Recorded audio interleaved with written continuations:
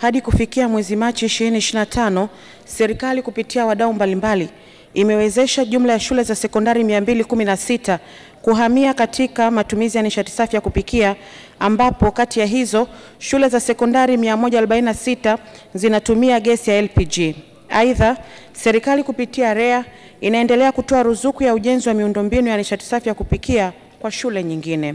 Tarehe 20 Aprili 2025, REA kupitia Wizara ya Nishati imepokea kibali kutoka TAMISEMI cha kufunga miundombinu ya huduma ya nishati safi ya kupikia katika shule 115 zikiwemo shule za mikoa za sayansi za wasichana 16, shule za kitaifa za wavulana 7, shule za bweni za kawaida 66 na shule kongwe za sekondari 26. Serikali kupitia REA na wadau mbalimbali itaendelea kufunga miundombinu ya nishati ya kupikia katika shule za sekondari kulingana na upatikanaji wa fedha. Asante, nashukuru kwa majibu mazuri na napongeza serikali kwa kuliona hili. Kutokana na juhudi za kumuunga mkono Mheshimiwa Rais kuhusiana na nishati safi ya kupikia, je, serikali haioni kupanua wigo kupitia REA kutoa majiko haya, kujenga hii miundombinu ya gesi kwenye mahospitali, vituo vya afya, magereza kama vilivyofanya sekondari na shule za msingi? Kwa sababu changamoto kubwa kwenye shule za msingi kwa utoaji wa chakula shuleni ni hii miundombinu ya kupikia, yani kwa mkaa au kuni bei iko juu sana. Je, serikali hamuoni sasa kuingia kwenye kuongea na REA kwamba badala ya kutoa mitungi hii ya gesi kwa wajasiriamali ielekeze kwenye hizi taasisi za serikali?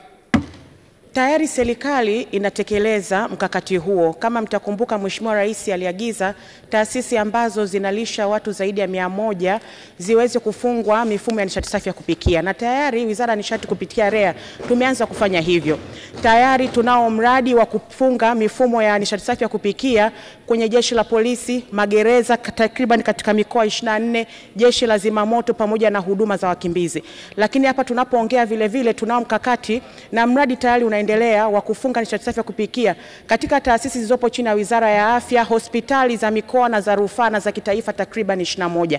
Lakini vile vile katika taasisi za maendeleo ya jamii tunafunga mifumo kwenye vyuo vya maendeleo ya jamii takriban 13.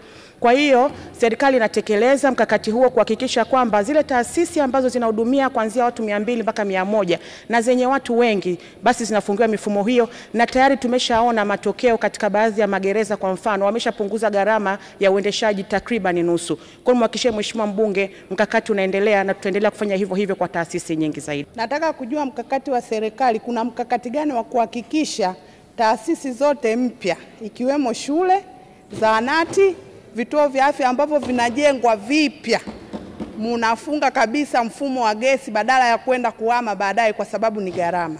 Kupitia mkakati wetu wa nishati safi ya kupikia ambao sasa tumeshaanza utekelezaji wake, kwa kweli huo ndio mtazamo ambao na taasisi wenyewe tunautazamia.